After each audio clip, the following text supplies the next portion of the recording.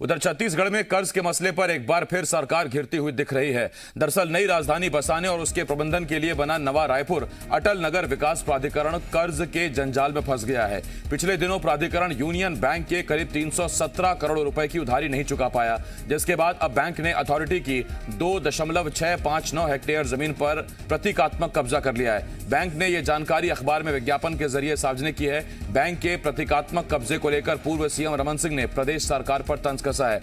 रमन सिंह ने बैंक के विज्ञापन को ट्वीट करते हुए लिखा कि यह है गर्त में जाता कांग्रेस का छत्तीसगढ़ मॉडल। आज कर्ज न चुकाने पर बैंक नया रायपुर की सरकारी संपत्तियों को कब्जे में ले रहा है।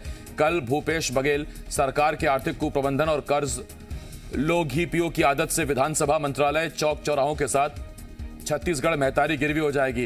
बीजेपी नेता केदार गुप्ता ने भी पूर्व सीएम रमन सिंह के ट्वीट का समर्थन करते हुए कहा, कांग्रेस सरकार ने प्रदेश आर्थिक कुप्रबंधन का शिकार है, इसीलिए ऐसी हालत है। वहीं कांग्रेस ने पलटवार किया है। कांग्रेस प्रवक्ता धनंजय सिंह ठाकुर ने कहा कि बीजेपी की रमन सिंह सरकार ने ही प्राधिकरण के जरिए साल 2014 में 180 करोड़ और 2016 में 200 करोड़ रुपए का कर्ज लिया, लेकिन ये कर्ज भ्रष्टाचार की भेंट चढ़ गया, जबकि मौजूदा सरकार ने इसमें से 40 करोड़ से ज्यादा का कर्ज चुकाया है।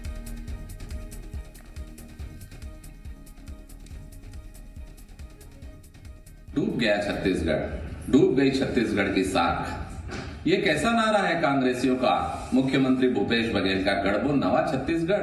मात्र 317 करोड़ के कर्ज में छत्तीसगढ़ की भूमि, नया रायपुर की भूमि को बैंक ने कब्जा कर लिया। 4 महीने की नोटिस में 317 करोड़ रुपए छत्तीसगढ़ की कांग्रेसी सरकार नहीं पटा पाई। डूब गई साख। जैसे रमन सिंह की दवांद ने डीकेएस सरकारी अस्पताल को गिरवी रखकर बैंक में लोन लिया था, कर्जा लिया था, भ्रष्टाचार किया था, वैसे ही एनआरडीए की जमीन को गिरवी रख के रमन सरकार ने महापाप किया है, जो आज जनता के बीच उजागर हुआ है। 380 करोड़ रुपए की लोन राशि में 42 करोड़ रुपए की वापसी मुख्यमंत्री माननीय श्री भूपेश बघेल जी की सरकार ने की है, और निश्चित तौर पर ये रमन भाजपा का एक और पाप है। चुन्नीलाल, मेरे सहयोगी लगातार इस बड़ी खबर पर हमारे साथ बने हुए हैं। चुन्नीलाल, क्या वजह है, क्यों नौबत आ गई कि अब जमीनें गिरवी रखे जाने लगी हैं, जमीनों पर कब्जा किया जाने लगा है?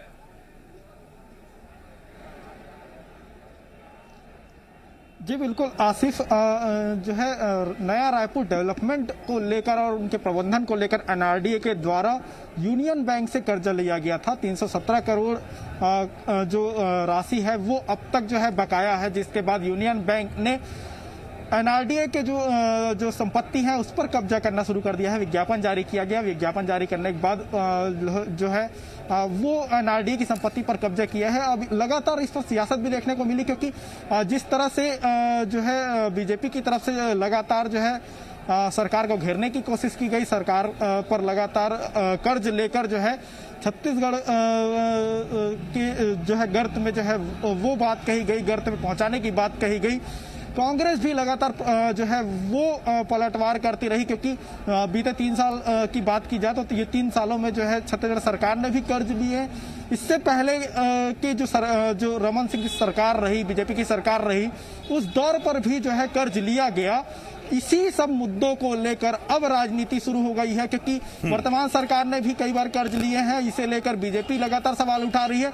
इससे पहले अगर बीजेपी सरकार की कर्ज की अगर बात की जाए तो वो कर्ज को लेकर अब कांग्रेस भी जो है बीजेपी सरकार, जो पूर्व में बीजेपी की सरकार रही, उस पर लगातार सवाल उठा रही है, क्योंकि जो बीजेपी सरकार में जो कर्ज लिए गए थे वो सारे कर्ज जो है अब कांग्रेस सरकार चुकाने की बात कर रही है।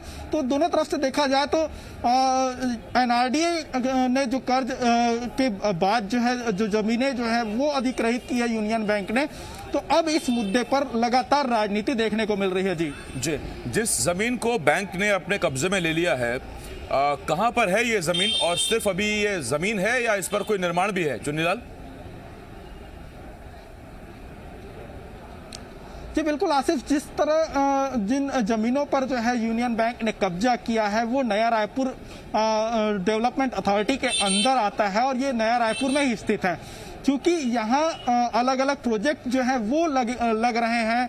लगातार जो है कई बड़े जो है प्रोजेक्ट वो लॉन्च किए जाते हैं। नया रायपुर को डेवलपमेंट करने को लेकर कई प्रोजेक्ट जारी किए जाते हैं।